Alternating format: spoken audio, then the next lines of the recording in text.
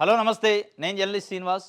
ఈరోజు క్యాబినెట్ విస్తరణ గురించి, ఒక నలుగురు మంత్రులు తొలగింపు గురించి ఈ దిశ పేపర్ ఒక వార్త రాసింది. అజారుద్దీన్‌ని క్యాబినెట్‌లోకి తీసుకుంటున్నారు. అజారుద్దీన్ ఇప్పుడు ఎమ్మెల్యే కాదు, ఎమ్మెల్సీ కాదు. ఇంత ఆల్ ఆఫ్ సడెన్‌గా అజారుద్దీన్‌ని క్యాబినెట్‌లోకి తీసుకోవాల్సిన అవసరం ఎందుకు వచ్చిందంటే జూబ్లీ హిల్స్‌లో కాంగ్రెస్ కష్టాలు. జూబ్లీ హిల్స్ ఎన్నికల్లో కాంగ్రెస్‌కున్న కష్టాలని ఈ అజారుద్దీన్ మంత్రి పదవి రూపంలో కొంత తొలగించుకోవచ్చని గడ్డు పరిస్థితి ఉన్నట్టుంది. ఎదురెత్తన్నట్టు అనిపిస్తుంది దీన్ని బట్టి చూస్తే. ఎందుకంటే ఆల్ ఆఫ్ సడెన్‌గా డెసిషన్ తీసుకున్నారు. అజారుద్దీను ఎమ్మెల్సీకి గవర్నర్ కోటాలో ప్రపోజ్ చేశారు. దానికి సంబంధించి గవర్నర్ దగ్గర పెండింగ్ ఉంది ఫైల్. అది పెండింగ్ ఉంది. ఇంకా ఆయన ఎమ్మెల్సీ కాదు ఇప్పుడు. అయినప్పటికీ మంత్రి పదవి ఇవ్వాల్సిన పరిస్థితి ఇప్పుడు ఎందుకు వచ్చిందంటే 1,20,000 మైనారిటీ ఓట్లు, ముస్లిం మైనారిటీల ఓట్లు 1,20,000 ఉన్నాయి జూబ్లీ హిల్స్‌లో. ఆ ఓట్ల విషయంలో కొంత అనుమానం ఉన్నట్టుంది కాంగ్రెస్‌కి. ఎంఐఎం పార్టీ కూడా కాంగ్రెస్ పార్టీకి మద్దతిస్తుంది. అయినప్పటికీ బీఆర్ఎస్ వైపు వెళ్ళే అవకాశం ఉందా? 1,20,000 ఓట్లలో మెజారిటీ ఓట్లు అటుపోతే రిజల్ట్ తారుమారైద్ది. ఆ రిజల్ట్ కోసం ఆందోళనలో ఉన్నట్టుంది కాంగ్రెస్. ఆ ఆందోళన ఫలితమే అజారుద్దీన్‌కి ఆల్ ఆఫ్ సడెన్‌గా ఓవర్ నైట్‌లో క్యాబినెట్‌లో భర్తీ చేయడానికి, క్యాబినెట్‌లో తీసుకోవడానికి కారణం. ఎందుకంటే మైనారిటీలకి వాస్తవంగా ప్రతిసారి ఒక మంత్రి ఉంటాడు. కానీ ఇప్పుడు మంత్రి లేడు. మంత్రి ఈరోజు లేకపోతే 2 సంవత్సరాల నుంచి లేరు. 2 సంవత్సరాల నుంచి ఎప్పుడు లేని భర్తీ, ఎప్పుడు లేని పోస్టు ఇప్పటికిప్పుడు ఎందుకు ఇచ్చారంటే ఇది జూబ్లీ హిల్స్‌లో కాంగ్రెస్‌కి వచ్చిన కష్టాల నుంచి గట్టెక్కడానికి. కాంగ్రెస్ పార్టీ విచిత్రంగా ఉంది. విచిత్రమైన పరిస్థితిని ఫేస్ చేస్తుంది ప్రభుత్వం గాని, పార్టీ గాని. జూబ్లీ హిల్స్‌లో ఉన్న ఎన్నికలలో బీసీ అభ్యర్థికి సీట్ ఇచ్చారు. 1,34,000 ఓట్లు బీసీలే ఉన్నాయి. అన్ని కమ్యూనిటీలు కలిపి. 1,20,000 మైనారిటీలు ఉన్నాయి. ఎంఐఎం పార్టీ పొత్తిచ్చింది. అంటే 1,34,000 బీసీలు, 1,20,000 మైనారిటీలు కలిపితే 2,54,000 చిల్లర ఓట్లు ఓన్లీ బీసీలు, మైనారిటీలో ఉన్నారు. మిగతా రెడ్లు, కమ్మలు, మిగతా మిగతా కమ్యూనిటీలు కొంచెం కొంచెం ఉన్నాయి. మొత్తం 4,00,000 ఓట్లు. 4,00,000లో మెజారిటీ అంటే సగం కంటే ఎక్కువ ఓట్లు ఈ మైనారిటీలు, బీసీలే ఉన్నారు. ఇచ్చింది బీసీ అభ్యర్థికి, మద్దతు ఇస్తుంది కూడా మైనారిటీ ఎంఐఎం పార్టీ ఇస్తుంది. అయినా కానీ ప్రభుత్వం ఉంది. ప్రభుత్వం మేము అనేక సంక్షేమ కార్యక్రమాలు చేస్తున్నాం. 6 గ్యారంటీలు ఇచ్చినాం. ఉచిత కరెంటు ఇచ్చినాం. ఉచిత బస్సు ఇచ్చినాం. ఇట్లా అనేకం ఉచిత సన్న బియ్యం ఇచ్చినాం అని చెప్పే కార్యక్రమం ఎక్కడ చేయట్లేదు. ఈ 6 గ్యారంటీల కంటే మంత్రి పదవే గ్యారంటీగా పనిచేస్తుంది అనుకున్నాం కానీ అసలు 6 గ్యారంటీల గురించి ప్రభుత్వం ఎక్కడ చెప్పుకోలేని పరిస్థితి. చెప్పట్లే. కాంగ్రెస్ పార్టీ మేము 6 గ్యారంటీలు అమలు చేసినా అద్భుతంగా 6 గ్యారంటీలు చూసి ఓటేయండి అని చెప్పలేని పరిస్థితి, చెప్పుకోలేని పరిస్థితి. ఎందుకు వచ్చింది? అంటే 6 గ్యారంటీల పైన ప్రజలు అసంతృప్తిగా ఉన్నారు, సంతృప్తిగా లేరు అనేది ఉన్నట్టుంది. దాని గురించి అసలు ప్రస్తావన తీయట్లే. ఎందుకంటే అదే 6 గ్యారంటీల్లో మహిళలకు 2,500 ఉంది. అదే 6 గ్యారంటీల్లో వృద్ధులకి, వికలాంగులకు పెన్షన్ పెంచడం అనేది ఉంది. నిరుద్యోగ భృతి ఉంది. ఉద్యోగాల భర్తీ ఉంది. ఇవి లేవు. ఈ కాలే కేవలం ఉచిత బస్సు ఇచ్చారు, ఉచిత కరెంట్ ఇచ్చారు, సన్న బియ్యం ఇస్తున్నారు. ఇవి వర్కౌట్ కావట్లే. కాబట్టి ఇక గ్యారంటీ లేని పరిస్థితుల్లో అజారుద్దీన్‌కి మంత్రి పదవి ఇచ్చారనేది ఒక చర్చ అయితే జరుగుతుంది. ఇది మరి ఎంత ప్లస్ అయిద్ది, ఎంత మైనస్ అయిద్ది అనేది మనకి ఇప్పుడిప్పుడు తెలిసే అవకాశం ఉంది. ఎందుకంటే కాంగ్రెస్ పార్టీ ఆల్ ఆఫ్ సడెన్‌గా ముందు నోటిఫికేషన్ ముందు ఇచ్చినా బాగుండేది. ఇప్పుడు పీక్ స్టేజ్‌లో ఇచ్చిందంటే కాంగ్రెస్ పార్టీ ఏదో డౌట్‌లో ఉంది. కాంగ్రెస్ పార్టీ ఎదురీతలో ఉంది. కాంగ్రెస్ పార్టీ కష్టాల్లో ఉందని ప్రజల్లో ఒక చర్చ జరిగింది. అసలు ఒక దశలో నవీన్ యాదవ్‌కే మంత్రి పదవి ఇస్తామని అనౌన్స్ చేసే పరిస్థితి కూడా ఉండొచ్చు. గెలిపిస్తే మంత్రి పదవి ఇస్తాం. బీసీ నుంచి యాదవ్ నుంచి బీసీ కమ్యూనిటీలో యాదవ్ నుంచి మంత్రి లేడు కాబట్టి ఆయనకే ఇస్తామని అనౌన్స్ చేస్తారు. అది కూడా అనివార్యమైద్దాం అనుకున్నారు కానీ అది చేస్తే సీనియర్స్ నుంచి మిగతా పార్టీలో ఉన్న వాళ్ళ నుంచి వ్యతిరేకత వస్తుందని భయపడి ఉన్నారు అనేది ఒక చర్చ. దానికోసం అజారుద్దీన్ రూపంలో మైనారిటీలకు గాలం వేసే, ఎర వేసే ప్రయత్నం చేశారు. ఇది మంత్రి పదవి ఎర అన్నట్టు. మైనారిటీలకి ఎర వేశారు. ఆ ఎర కోసం ఇచ్చిన మంత్రి పదవి తప్ప ఇచ్చే మంత్రి పదవి కాదు. ఇది ఉత్తుత్తి మంత్రి పదవి కిందనే లెక్క. ఎందుకంటే 6 నెలల తర్వాత 6 నెలల పాటే ఉంటుంది. 6 నెలల్లో ఎమ్మెల్సీ రాలేదంటే రిజైన్ చేయాల్సిందే. ఆటోమేటిక్‌గా వెళ్ళిపోద్ది మంత్రి. ఉండదు ఆ పదవి. ఇది ఒక వార్త అయితే. ఇంకొకటి నలుగురు మంత్రులు అవుట్ అంటున్నారు. పనితీరు సరిగా లేని మినిస్టర్ల పైన స్థానిక ఎన్నికల తర్వాత వేటేస్తారట. అందులో ఒక ఇద్దరు బీసీలు ఉన్నారట, ఇద్దరు ఓసీలు ఉన్నారట. ఇద్దరు బీసీలు ఎవరనేది మన కళ్ళకు కనపడుతూనే ఉంది. ఈ మధ్య కాలంలో పెద్ద ఎత్తున మీడియాలో చర్చ. వివాదంలో ఉన్నారు కొండా సురేఖ గారు. ఆమె పేరు ప్రత్యేకంగా ఇక చర్చ నడితే చెప్పాల్సిన అవసరం లేదు. దాంతోపాటు పొన్నం ప్రభాకర్ బీసీ ఉన్నాడు. వాకిటి శ్రీహరి ఉన్నాడు. వాకిటి శ్రీహరి కొత్తగా అయిండు కాబట్టి ఆయన తొలగిస్తారా అంటే అంత ముదిరాజు సామాజిక వర్గం ఆయనకి ఇయ్యాల్సిందే ఆయన కోటాలో. ఇక తొలగిస్తే ఏముంది కొండా సురేఖతో పాటు పొన్నం ప్రభాకర్ కూడా ఉన్నాడా? ఎందుకంటే పొన్నం ప్రభాకర్‌కి ముఖ్యమంత్రికి మధ్యలో మొన్న క్యాబినెట్‌లో చెక్ పోస్టులు ఎత్తివేత విషయంలో నేను మంత్రిగా ఉండి నాకు తెలవకుండా చెక్ పోస్టులు ఎత్తేసే కార్యక్రమం ఉంటే ఇక నేనెందుకు అనే ఒక ఆర్గ్యుమెంట్ జరిగిందన్నారు. వీళ్ళిద్దరికి గండం ఉందా? మరి వీళ్ళిద్దరు కాక ఇంకెవరు ఉన్నారు బీసీల్లో? ఇంకొక వాకిటి శ్రీహరి ఉండు. ముగ్గురే ఉన్నారు బీసీలు. ఆ ముగ్గురిలో ఇద్దరు ఎవరిని తొలగిస్తారు? దాంట్లో కొండా సురేఖ అయితే ఎపిసోడ్ క్లియర్‌గా కనపడుతూనే ఉంది. దాంతోపాటు ఓసీల నుంచి ఇద్దరట. ఓసీల నుంచి ఇద్దరిలో జూపల్లి కృష్ణారావు వాళ్ళ శాఖ సెక్రటరీ పైన ఎక్సైజ్ శాఖ సెక్రటరీ రిజ్వీ పైన ఉత్తరం రాసిండు. ఆయన పెట్టుకున్న వీఆర్ఎస్ని అనుమతించొద్దు. ఆయన చాలా గవర్నమెంట్‌కి యాంటీ కార్యక్రమాలు చేసిండు. నా మాట వినలేదు. ఇక నేనెందుకు మంత్రి?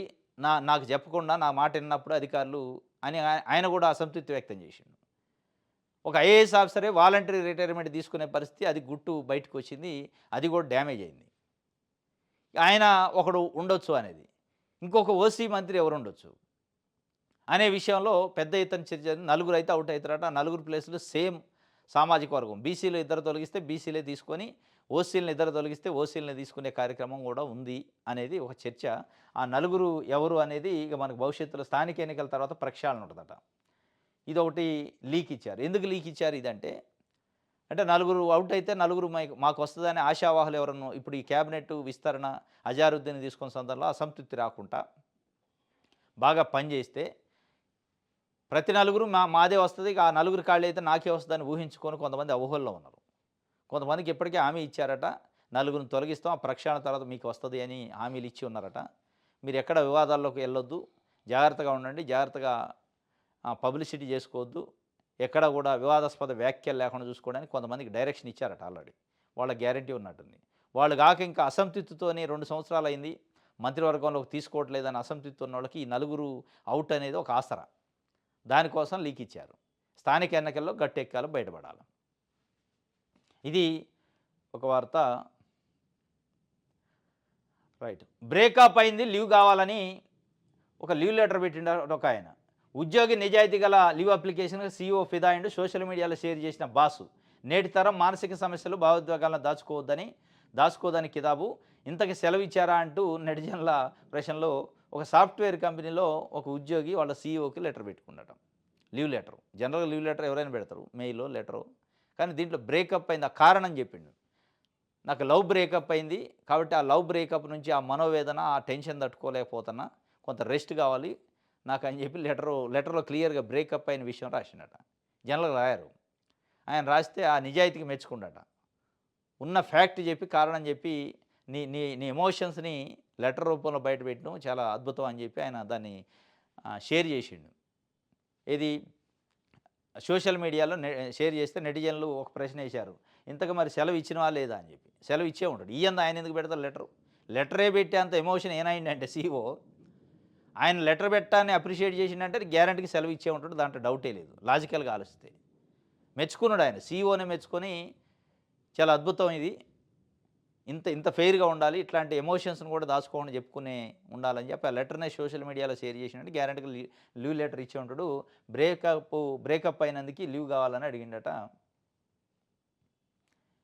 ఈ మధ్య విచిత్రమైన పరిస్థితులు. అసైన్డ్ భూముల్లో హైరేజ్ బిల్డింగ్స్ ఖానామేట్లో కొనుగోలు చేశామంటున్న బిల్డర్స్ అక్కడ గజం భూమి ధర 3 లక్షల పైమాటే. ఫిర్యాదులు వస్తే నోటీసులతో సరిపెట్టిన డిప్యూటీ కలెక్టర్. అంగీకరించిన చర్యలకు అధికారులు వెనకడుగు. ప్రశ్నించే వారిపైన ఆగ్రహం వ్యక్తం చేస్తున్న ఆఫీసర్లు. అన్ని ప్రాంతాలకు ఒకే తరహా న్యాయం ఉండాలంటున్న ప్రజలు. ఖానామేట్లో అసైన్డ్ భూమిలో హైరైజ్డ్ కమర్షియల్ భవనాల నిర్మాణం అట షేర్లింగంపల్లి దగ్గరలో. గజం 3 లక్షలు ఉంది. అసైన్డ్ భూములు కొనడు, హైరైజ్ బిల్డింగ్లు కడుతున్నా అని చెప్పిండు. ఖానామేట్లో కొనుగోలు చేసామంటూ బిల్డర్లు మేమే కొన్నామని చెప్పి అసైన్డ్ భూములు పాగా చేశారు. దీనిపైన అక్కడ ఉన్న స్థానికులు, ప్రజా సంఘాలు, ప్రజలు కంప్లైంట్లు ఇస్తే కంప్లైంటెంట్ పైనే అధికారులు దురుసు ప్రవర్తనట. నువ్వు ఎట్లా కంప్లైంట్ ఇస్తావు? మేము మూటలు పంచుకుంటుంటే మా మూటల పంపకాలకు అడ్డం వస్తావా అని ఒక డిప్యూటీ కలెక్టర్ స్థాయి అధికారి కూడా అసహనం వ్యక్తం చేస్తున్నారట. రుసరుసలాడుతుండట కంప్లైంట్ అడ్డం. వాళ్ళ బాధ ఏంది? హై రైజ్ బిల్డింగ్‌లు కట్టుకోవడానికి బిల్డర్స్‌కి పర్మిషన్ ఇస్తే మాకు మూటలు ఇస్తారు. మూటలు తీసుకొని మేము మళ్ళా విల్లాలు కొనుక్కోవచ్చు, అపార్ట్మెంట్లు కొనుక్కోవచ్చు, ప్లాట్లు కొనుక్కోవచ్చు, భూములు కొనుక్కోవచ్చు. దాన్ని కాపాడితే మాకేమవుతది? రూపాయి రాకపోగా మా పైన రియల్టర్సు, బిల్డర్సు కక్ష కడతారు. మాకెందుకు గొడవ? మాకు గవర్నమెంట్ ఒక లైసెన్స్ ఆర్‌డీఓ అని, ఎంఆర్‌ఓ అని ఒక పదవి ఇచ్చి పంపింది. ఒక పోస్టు. వసూలు చేసుకోవడానికి ఇచ్చినట్టు వాళ్ళు ఫీల్ అవుతున్నారు. మరి హైడ్రా ఎటుపోయింది? రెవెన్యూ యంత్రాంగం ఎటుపోయింది? ఇయన్నీ ఇట్లా చేస్తుంటే ప్రభుత్వం ఏం చేస్తుంది? మేము సోషల్‌లో ఏంది దాన్ని ఫోరెన్సిక్ ఆడిట్ చేపించిన ధరణి పైన అంటారు గవర్నమెంట్. మరి ఇక్కడ జరుగుతున్న దానికి ఏం ఆడిట్ చేపిస్తారు? డైరెక్ట్‌గా హై రైజ్ బిల్డింగ్‌లు కట్టడానికి మేము కొన్నామని చెప్తున్నరట వాళ్ళు. వచ్చి బ్లూ షీట్లు పెట్టి పడేశారు. బ్లూ షీట్ పెట్టి వాళ్ళ కంపెనీ బోర్డు కూడా పెట్టారు.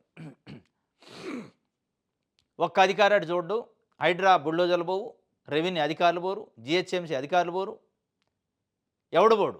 ఎందుకంటే మూటలు ముడతాయి కదా వాళ్ళకి. వాళ్ళకి కావాల్సింది ఏంది? హై రైజ్ బిల్డింగులు వస్తేనే మంచిది వాళ్ళకి. భూమి అట్లా ఖాళీగా ఉంటే ఏం రాదు వీళ్ళకి. వీళ్ళు సర్వీస్‌లో ఉన్నప్పుడు మూటలు నింపుకోవాలి, గల్లాలు నింపుకోవాలి, బయటపడాలి. కథం తర్వాత దేవుడెవరు, దొంగెవరు, దొరెవరు తర్వాత ముచ్చట. ఇట్లుంది ఆఫీసర్ల మనస్తత్వం ఇట్లుండబట్టి ఇట్లాంటి హై రైజ్ బిల్డింగులు, ఇట్లాంటి కబ్జాలు, ఇట్లాంటి బఫర్ జోన్లు, చెరువుల కబ్జాలు, కుంటల కబ్జాలు జరుగుతున్నాయి. ఇది మీరు నివారించాల్సింది హైడ్రా గానీ, గవర్నమెంట్ గానీ, హెచ్ఎండిఏ గానీ, జీహెచ్ఎంసీ చేయాల్సిన పని చేయకుండా ఉత్తుత్తగా ఎవరో కబ్జా చేసిన వాళ్ళు ఒక నలుగురిని పట్టుకొని మేము ప్రొటెక్ట్ చేసినాం. అసలు ఈ ప్రొటెక్ట్ చేయకుండా ఇది అసలు కబ్జా కావడానికి కారణమైన అధికారులు ఎవరు? అధికారులను ఎంతమందిని జైల్లో పెట్టారు? ఎంతమందిని అరెస్ట్ చేశారు? ఎంతమంది దగ్గర నుంచి ప్రాపర్టీ రికవరీ చేశారు? వాళ్ళు సంపాదన, అక్రమ సంపాదన పేరుతో సంపాదించిన ఈ లంచాలతో సంపాదించిన డబ్బుని ఎంతమంది ఆఫీసర్ల దగ్గర రికవరీ చేశారు? ఎంతమంది జైల్లో ఉన్నారు ఇవాళ? అది చేయాలి. అది చేయకుండా కబ్జాలకు పర్మిషన్ ఇచ్చేది మీ అధికారులే, కబ్జాలు చేస్తుంటే చూసేది మీ అధికారులే, మూటలు తీసుకునేది మీ అధికారులే, భలే ఎదురంటే సామాన్యులు. దీన్ని కస్టోడియన్ చేయాల్సిన కస్టోడియల్ ఆఫీసర్లు ఎవరైతే ఉంటారో వాళ్ళు ఒక్కళ్ళు కూడా జైలుకు పోవాలి ఇప్పటివరకు. హైడ్రా మేము ఇన్ని ఇన్ని వేల ఎకరాల కాపాడినమంటుంది కదా, ఆ కాపాడారంటే కబ్జా అయినట్టే కదా. మీరు కబ్జా అయిన దాన్ని కాపాడితే కబ్జాకి కారణమైన అధికారులు ఎవరు? వాళ్ళపైన ఏం చర్యలు తీసుకున్నారు? ఎంతమంది పైన క్రిమినల్ కేసులు అయినాయి? కావు. ఇక నువ్వు కాపాడేది అంటే కబ్జా చేయడానికి సహకరించిన అధికారికి జీతం ఇచ్చేది ప్రజలే, మళ్ళా కబ్జాని కాపాడడానికి పేరు చెప్పి హైడ్రాకి జీతాలు ఇచ్చేది ప్రజలే, నష్టపోయేది ప్రజల మధ్యలో. ఇది హై రైజ్ బిల్డింగులు కడుతున్నారట. రైట్, విజయక్రాంతి పేపర్ చూద్దాం.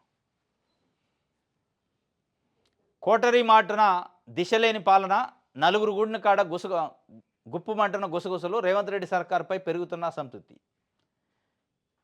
కోటరీ మాటన దిశలేని పాలన చేస్తున్నట్ట. కోటరీ ఒకటి ఉంది, సలహాదారుల పేరుతో కొంతమంది, అనుచరుల పేరుతో కొంతమంది, కుటుంబ సభ్యులతో పేరుతో కొంతమంది రేవంత్ రెడ్డి గారి చుట్టూ చేరారు. పరిపాలన దిశ మారిందట. ఏ తుఫాన్ ఎట్లయితే దిశ మార్చుకుందో పరిపాలన కూడా దిశ మారింది. 6 గ్యారెంటీలు పోయినాయి, ఉద్యోగాలు 2 లక్షల ఉద్యోగాలు పోయినాయి, మహిళలకు 2500 పోయింది, పెన్షన్ల పెంపు పోయింది. అసలు పరిపాలన గాలికి వదిలేశారు.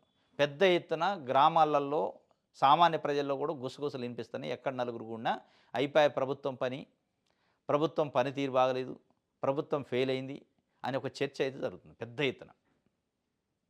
అది వాళ్ళకి ఇంటెలిజెన్సీలో వస్తుందా, మరి ఈ కోటరీ ఆ ఇన్ఫర్మేషన్ ముఖ్యమంత్రి దాకా పోనిస్తుందా లేదో తెలియదు. కానీ ముఖ్యమంత్రి గారు మీరు స్వయంగా కొంతమందిని పర్సనల్గా పెట్టుకొని ఎంక్వైరీ చేపిస్తే తెలుస్తుంది. మీరు చుట్టూ ఉన్న కోటరీని నమ్మితే ఇక అది దిశ ఉండదు, దశ ఉండదు, పాలన ఆగమాగం అగమ్య గోచరం అయింది. ఇప్పటికే ఎంత అపకీర్తి, ఎంత అసంతృప్తి, ఎంత అవిశ్వాసం మూట కట్టుకోవాలనో అంత కట్టుకున్నారు. ఇంకా మీకు 3 సంవత్సరాల టైం ఉంది రికవరీ కావడానికి, అయ్యే అవకాశం కూడా ఉంది. అయినా ఇప్పటికీ లేదు మేము ఇక ప్రతిపక్షాన్ని, బీఆర్ఎస్ను, బీజేపీని తిట్టుకుంటూ టైం పాస్ చేస్తాం అనే కార్యక్రమం కాకుండా ప్రజలకు మనం ఏమి ఇచ్చినాం మాట, ఏం చేస్తున్నాం, ఎవరికి వాళ్ళే ఏమైనా తీరులేక ఉంది. ఎవరికి వాళ్ళే మంత్రులు, ముఖ్యమంత్రి ఎవరికి సంబంధం ఉన్నట్టు కానీ ఎక్కడ కనపట్టలే. ఎవరు పనులు వాళ్ళు బిజీగా ఉన్నారు. ఆ బిజీ పనుల వల్ల ఇంకా అపకీర్తి అవుతుంది. అవి బంద్ చేసి ఈ దిశ దశ ఉన్న పాలన చేసి గుసగుసలు బంద్ చేసే కార్యక్రమం చేస్తే తప్ప ఇప్పటికే గుసగుసలు ఎక్కువైనాయి ప్రజల్లో. ఎక్కడ నలుగురు కూడా ఇది ఫెయిల్ అయింది గవర్నమెంట్ అనే ఒక చర్చ జరుగుతుంది. అది కోటరీ మాటన కాదా అనేది పక్కనే పెడితే, ప్రజలకు ఇచ్చిన హామీల విషయంలో గుర్తు చేసుకోవాలి. చేతిలో విజిలెన్స్ శాస్త్రం, ఫీజు రింబర్స్మెంట్ బకాయిలు అడగకుండా ఎక్కువ పెడుతున్న ప్రభుత్వం. ప్రైవేట్ కాలేజీల్లో తనిఖీలకు సిద్ధమవుతున్న అధికారులు, యూనివర్సిటీకి లేఖలు రాసిన విజిలెన్స్ డీజీ. ప్రభుత్వం బెదిరింపులకు భయపడమంటున్న ప్రైవేట్ యాజమాన్యాలు బెదిరింపులకు వెనక్కి తగ్గం. ఫీజు బకాయిలు అడిగితే ప్రభుత్వానికి తనిఖీలు గుర్తు వస్తున్నాయి. అంటే అప్పటిదాకా మరి 2 సంవత్సరాలు అయింది గవర్నమెంట్ వచ్చి. సరే బీఆర్ఎస్ వాళ్ళు పట్టించుకోలేదు అనుకున్నా. 2 సంవత్సరాల నుంచి అనేక కంప్లైంట్లు ఇంజనీరింగ్ కాలేజీల పైన, ఎంబీఏ, ఎంసీఏ, ఫార్మసీ, నర్సింగు వీటిపైన కంప్లైంట్లు వస్తున్నాయి. ఇర్రెగ్యులారిటీస్ ఉన్నాయి, వయలేషన్స్, రూల్స్ వయలేషన్ చేస్తున్నారు. స్టూడెంట్స్ లేకుండానే కాలేజీలు నడుతున్నాయి, ఫ్యాకల్టీ లేకుండానే కాలేజీలు నడుతున్నాయి అని చెప్పి పెద్ద ఎత్తున కంప్లైంట్లు వచ్చినాయి. అవన్నీ తీసుకొచ్చి సాప కింద పెట్టారు. ఇప్పుడు ఫీజు రియంబర్స్మెంట్ కోసం నవంబర్ 3 నుంచి ఏదో మేము సమ్మె చేస్తామని ప్రైవేట్ కాలేజీలు పిలిపించినాయి.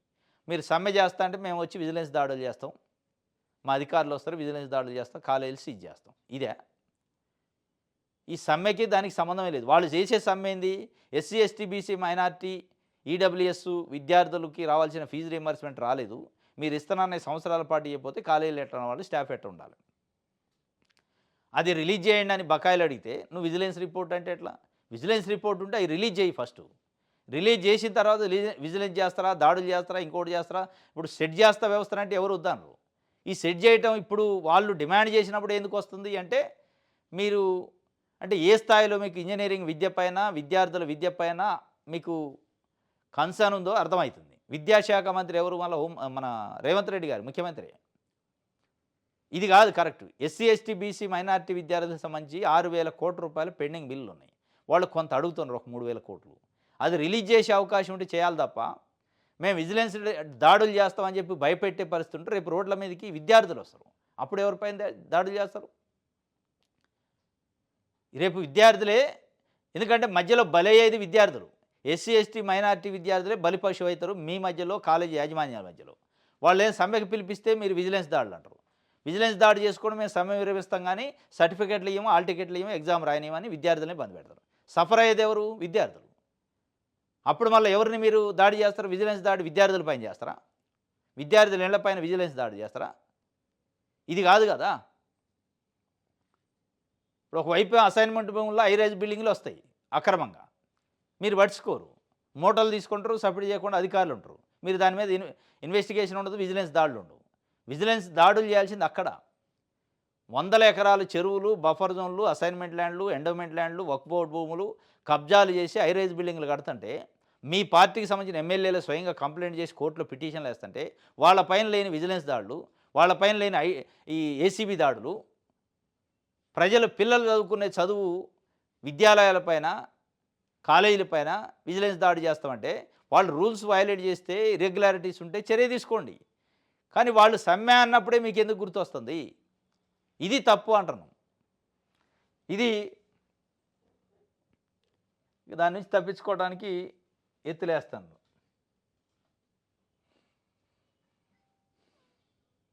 రైట్. ఆంధ్రప్రదేశ్లో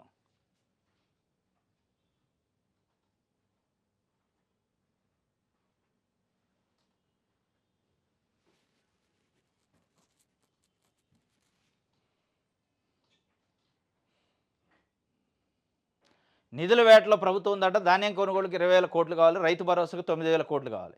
ఇప్పటికే 80% ఇయ్యని అప్పులు, నిధుల కోసం ఎంపర్లాట. కథం మళ్ళీ ఒక 29,000 కోట్లకి ఇప్పుడు వచ్చింది టెండర్. 29,000 కోట్లు, 20,000 కోట్లు ధాన్యం కొనడానికి, 9,000 కోట్లు రైతు భరోసా వచ్చింది. రైతు భరోసా దగ్గరకు వచ్చాయి, స్థానిక ఎన్నికలు వచ్చినాయి, రైతు భరోసా వచ్చింది. ఈ రెండు మ్యాచ్ అయితే రైతు భరోసా ఇవ్వకపోతే రైతులు ఓట్లేయరు. ధాన్యం సక్కర కొనకపోతే రైతుల విషయంలో చెడిపోయారు వద్ద ప్రభుత్వానికి. ఈ రెండింటికి 29,000 కోట్లట. ఇంకెక్కడ రాజీవ్ యువ వికాసం, ఇంకెక్కడ పెన్షన్ల పెంపు, ఇంకెక్కడ మహిళలకు 2,500 ఇవన్నీ ఇంకా లేవు. ఈ లేకుండా ఇప్పుడు ఆన్గోయింగ్ స్కీములు నడవాలంటే ఇప్పుడు 29,000 కోట్లు మళ్ళీ అప్పు కావాలి. ఇప్పటికే అప్పులు 80% పెరిగినాయి.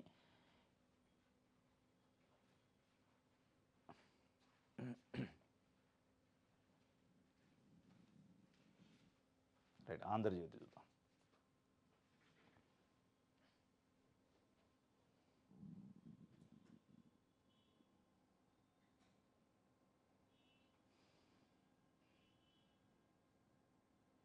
జూబ్లీస్ భిన్నంగా ఓటర్ పల్సు, ఒక్కో డివిజన్లో ఒక్కో పార్టీకి ఆదరణ, ఎన్నికలను బట్టి మారుతున్న ఆధిపత్యం, ఉప ఎన్నికల్లో ఎవరి మొగ్గు ఏ పార్టీకో అనేది పెద్ద చర్చ నడుతుంది.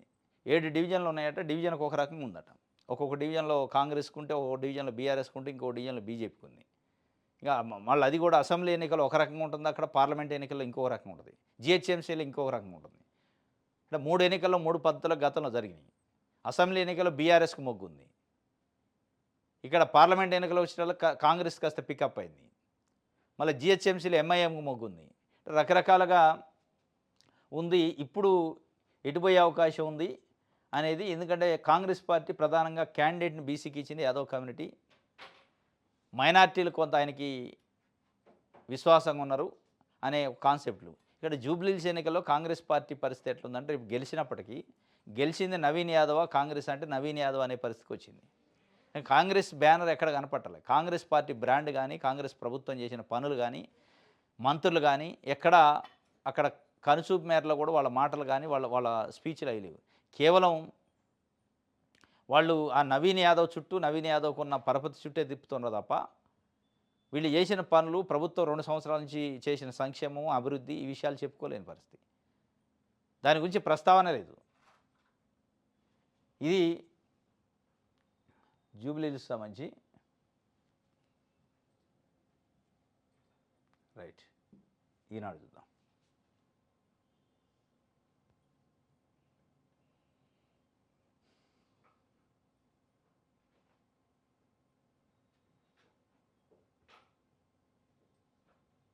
రైట్,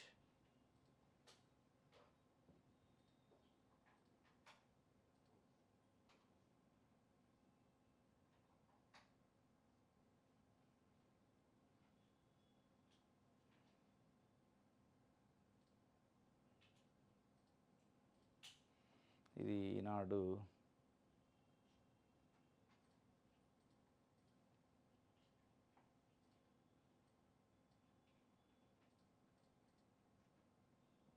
రైట్, రైట్, మన తెలంగాణ. ఉమ్మడి నల్గొండ జిల్లా దామరచర్ల మండలంలో నీట మునిగిన వరి పైరు. నల్గొండ జిల్లా దేవరకొండ మండలం కొమ్మపల్లిలో వరదలో చిక్కున్న గురుకుల పాఠశాల నుంచి విద్యార్థులను తరలిస్తున్న పోలీసులు. ఉమ్మడి నల్గొండ జిల్లా, ఉమ్మడి ఖమ్మం జిల్లా, ములుగు, భూపాలపల్లి ఏరియాలో సేమ్ ఆంధ్రాలో వచ్చినట్టు వచ్చింది.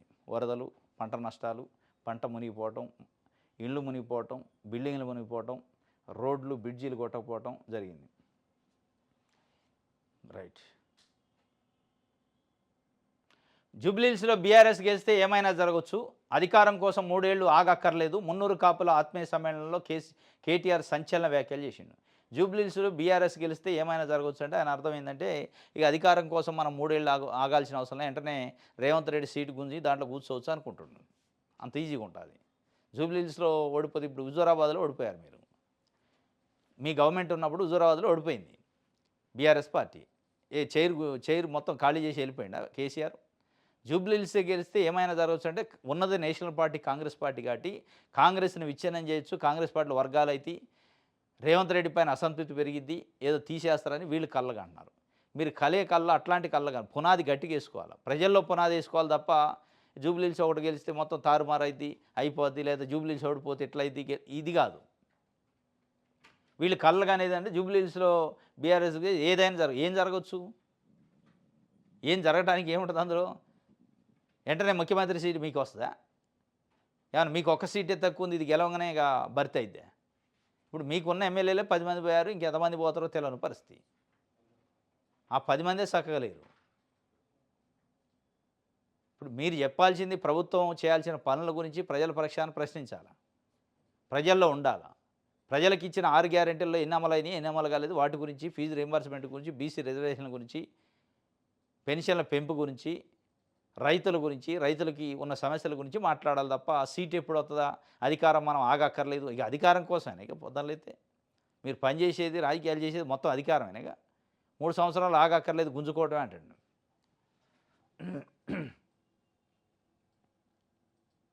రైట్, సాక్షి పేపర్ చూద్దాం.